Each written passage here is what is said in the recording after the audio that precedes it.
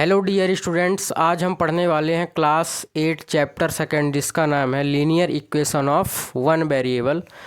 तो चलिए इसको बिना वक्त गवाए चालू करते हैं।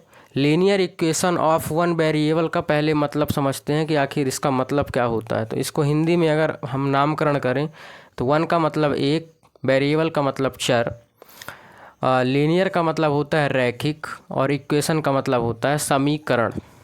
समीकरण पूरा लिख देते हैं, समीकरण। तो पहले हम इसके नेम से इसको समझेंगे कि आखिर ये होते क्या हैं। आप लोगों ने इसमें कुछ शब्द देखे होंगे, वेरिएबल, इक्वेशन, लीनियर। तो सबसे पहले हम इनका मतलब समझते हैं कि आखिर ये होते क्या हैं। सबसे पहले हमारे पास शब्द आएगा वेरिएबल। फर्स्ट क्या है? वेरिएबल। वेरिएबल इसको हिंदी में बोलते हैं चर, चर संख्या, वेरिएबल नंबर। तो आखिर ये नंबर होते क्या हैं? आप लोगों ने कुछ मैथ में क्वेश्चंस पढ़े होंगे कि अगर किसी की वैल्यू हमको पता नहीं होती है तो हम उसकी वैल्यू कुछ लेट कर लेते हैं, जैसे कि एक्स वाई जेड। वही है हमारे पास वेरिएबल यहाँ। मतलब एक्स वाई जेड को हम किसी के प्लेस में क्या कर रहे हैं, रख रहे हैं थोड़ी देर के लिए, बाद में उसकी वैल्यू हम निकाल लेते हैं। For example, let the present age of Priya, present age of Rahul equal to x year, y year, z year. ये सब हमने लेट करते हैं अपने माइंड में।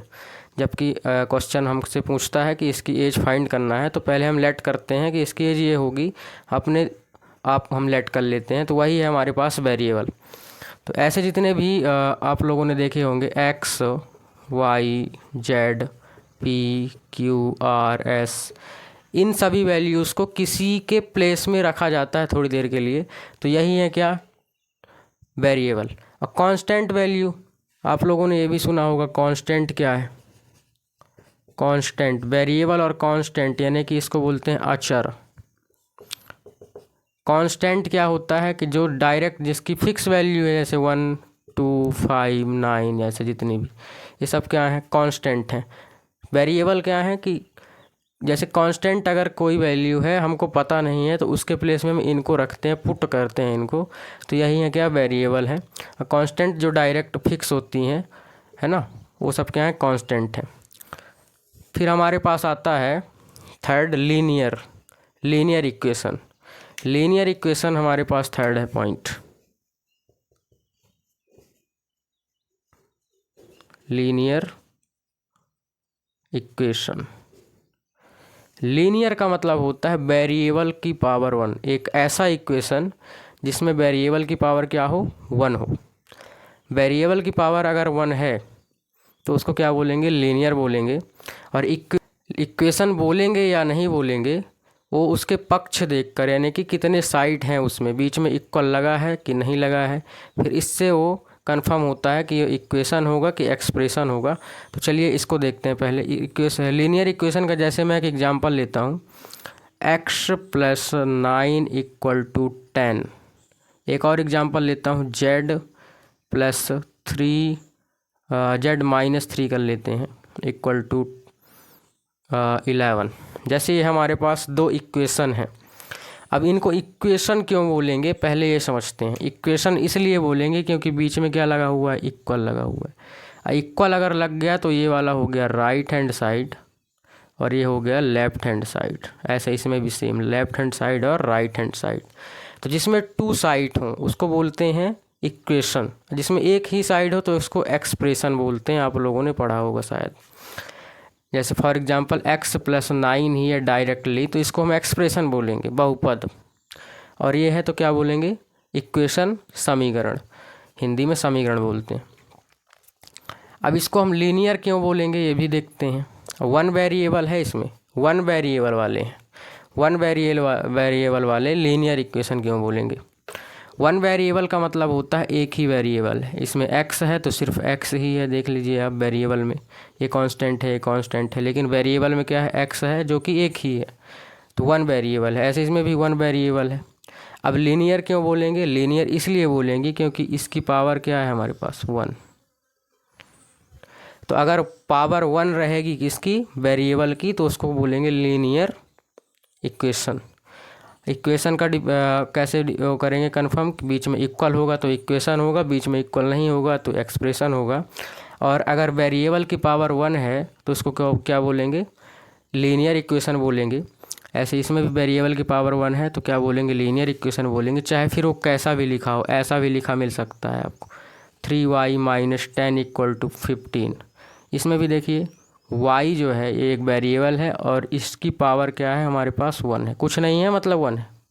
मैथ में जिसका कोई नहीं होता उसका 1 होता है, और हमारी रियल लाइफ में जिसका कोई नहीं होता उसका भगवान होता है, ठीक है ना।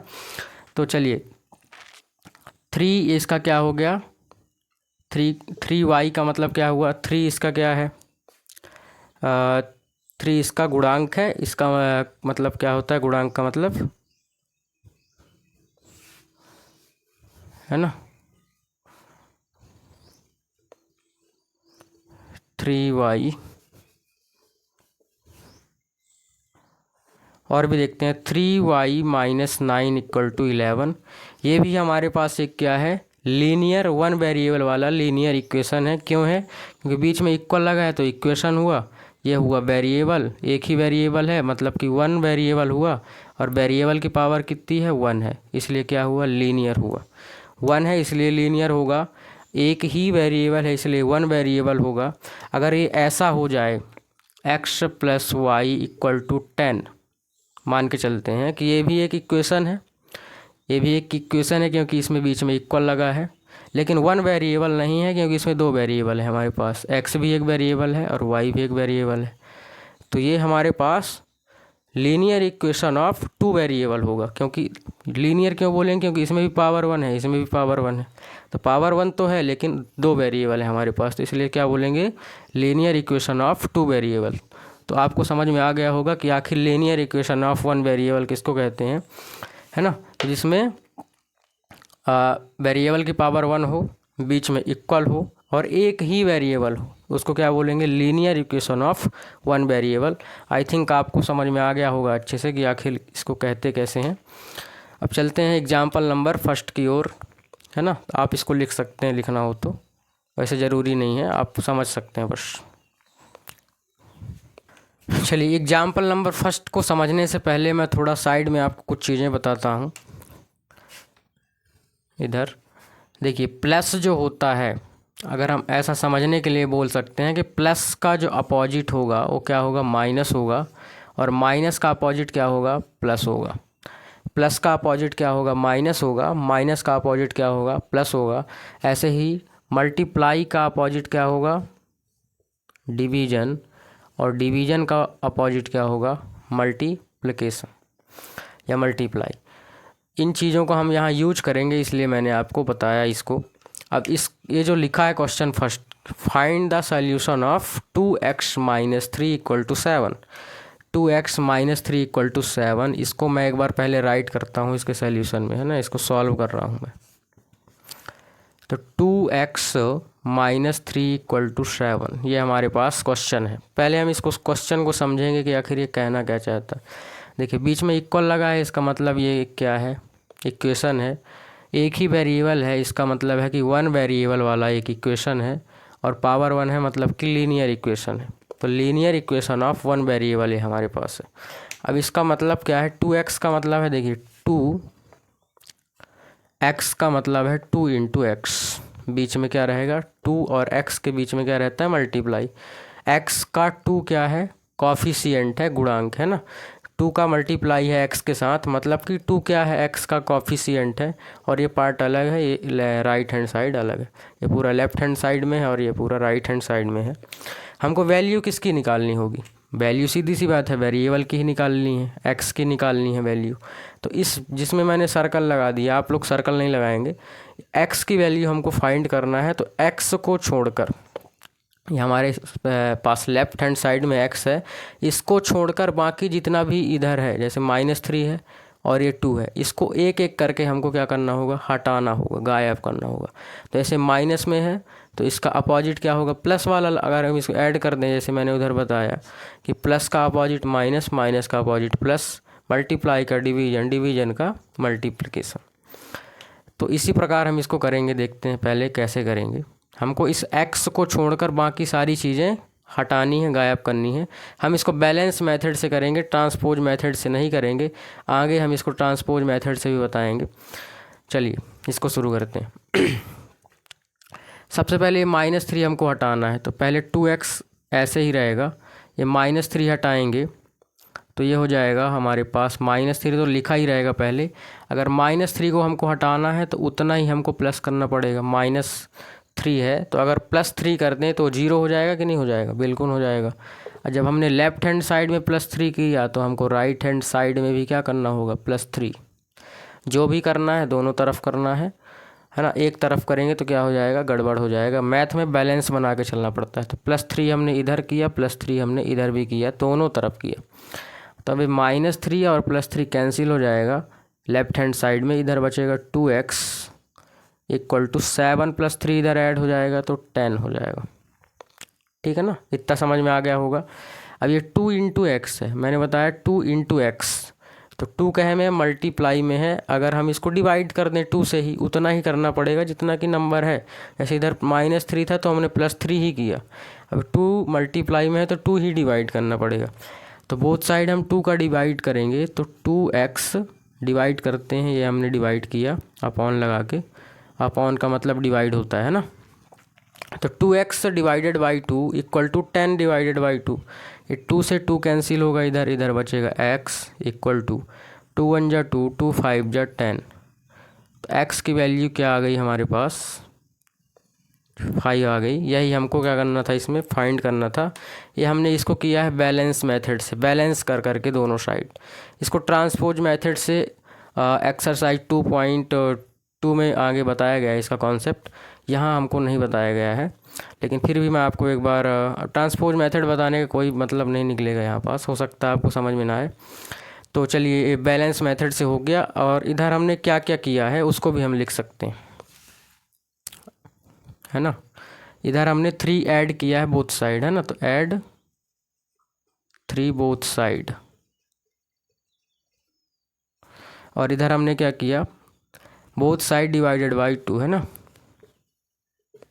बोथ साइड डिवाइडेड बाई 2, ये हमने किया। तो इस प्रकार हमने यहाँ इसको सॉल्व किया और x की वैल्यू क्या निकाल ली? 5 निकाल ली। अब चलिए देखते हैं एग्जाम्पल नंबर 2। आप इसको लिख लीजिए तब तक।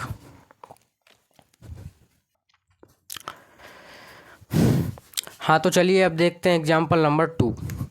सेम एग्जाम्पल नंबर फर्स्ट की ही तरह है, लेकिन इसमें क्या है कि 2 साइड हैं और थोड़ी बड़ी बड़ी वैल्यूज़ दी हुई हैं। तो हमको सबसे पहले तो घबराना नहीं है। और चलिए अब इसको शुरू करते हैं बिना घबराए, है ना। तो 5x + 7/2 ये हमारे पास लेफ़्ट हैंड साइड में है, और राइट हैंड साइड में है 3/2x - 14। बिल्कुल आपको नज़र आ रहा होगा कि ये क्या लिखा हुआ है। 5x + 7/2 इक्वल टू 3/2x - 14, है ना। चलिए इसको सॉल्व करते हैं। इसमें इस साइड भी x है और इस साइड भी x है, मतलब कि x ही है, वेरिएबल एक ही है, लेकिन दोनों साइड है, कोई दिक्कत नहीं है। अगर इधर y होता तब 2 वेरिएबल हो जाते, लेकिन x ही है तो 1 वेरिएबल है, बीच में इक्वल है इसलिए इक्वेशन है, और इसकी पावर 1 है इसलिए 1 वेरिएबल वाला, है ना, कि लीनियर है। 1 पावर 1 है मतलब क्या है? लीनियर है। 1 वेरिएबल मतलब x ही है, और इक्वेशन मतलब कि इक्वल है इसलिए क्या है? इक्वेशन है। चलिए इसको सॉल्व करते हैं। कैसे करेंगे? सबसे पहले हमको एक एक करके सबको हटाना पड़ता है ना। x बस को हमको इधर रखना है, इस x बस को रखना है इधर, बाकी सब कुछ हटा देना है ना। तो यही रूल होता है। तो सबसे पहले इधर पढ़ेंगे, लास्ट से देखेंगे 7/2 है लास्ट में क्या है? 7/2, मतलब कि डिवाइड में है हमारे पास 2। तो जब डिवाइड से 2 हमको हटाना है तो 2 का क्या करना पड़ेगा? मल्टीप्लाई करना पड़ेगा, है ना। जितना हटाना है, अगर मल्टीप्लाई में है तो डिवाइड करना पड़ेगा, डिवाइड में है तो मल्टीप्लाई करना पड़ेगा उतना ही, और माइनस में अगर है तो उतना ही प्लस करना पड़ता है। तो ये डिवाइड में है 2 तो क्या करना पड़ेगा? बोथ साइड 2 का मल्टीप्लाई करते हैं, है ना। तो मैं इधर करता हूँ सॉल्व, इसको सॉल्व। 5x मैं ऐसे ही लिख देता हूँ, 5x। एक बार फिर इसको उतार देते हैं, चलिए, इक्वल टू 3/2x -14। अब इस 2 को हमको हटाना है, 2 कह में है, डिवाइड में है, तो हमको क्या करना पड़ेगा, बोथ साइड 2 का मल्टीप्लाई करना पड़ेगा। तो ये बोथ साइड हमने 2 का मल्टीप्लाई किया ऐसे। अब आप यहाँ दिमाग में क्वेश्चन आ रहा होगा कि हम यहाँ डायरेक्ट ऐसे क्यों नहीं कर दिए। तो ऐसे डायरेक्ट नहीं कर सकते हैं, ठीक है ना। मल्टीप्लाई डायरेक्ट नहीं की जा सकती है। जो मल्टीप्लाई अगर करेंगे तो इसमें जितने भी टर्म होंगे उन पूरे के साथ मल्टीप्लाई होगा। प्लस या माइनस में हो जाता है ना, लेकिन मल्टीप्लाई में नहीं होता है। तो इधर भी जब हमने 2 का किया तो इधर भी हमको क्या करना पड़ेगा, 2 का मल्टीप्लाई करना पड़ेगा। अब यहाँ से 2 का मल्टीप्लाई करेंगे तो ब्रैकेट के अंदर जितने भी टर्म हैं सब में 2 का मल्टीप्लाई होगा। तो ब्रैकेट के अंदर 5 है और ये वाला टर्म है और ये वाला टर्म दोनों है, तो दोनों में करेंगे।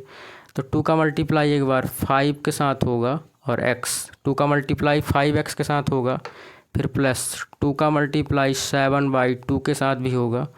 2 का 5x के साथ हुआ तो 2 इंटू 5x, प्लस 2 का 7/2 के साथ तो 2 इंटू 7/2।